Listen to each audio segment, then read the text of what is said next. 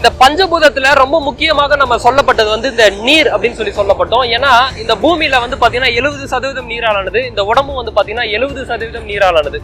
அப்போ இந்த கடல் பகுதிகளை நம்ம வரும்போது கடல்ல நீராடுங்க ரொம்ப முக்கியமான ஒரு விஷயம் அப்படின்னு சொல்லுவாங்க.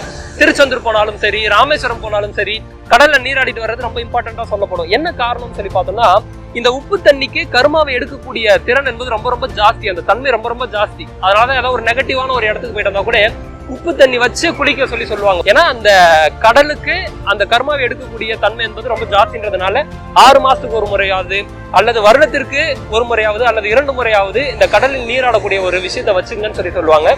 அதனால இந்த மாதிரி கடல் சார்ந்த இடத்துக்கு வரீங்கன்னா நிச்சயமாக நீங்க குளிச்சீங்கன்னா ரொம்ப ரொம்ப சந்தோஷமான ஒரு விஷயம்.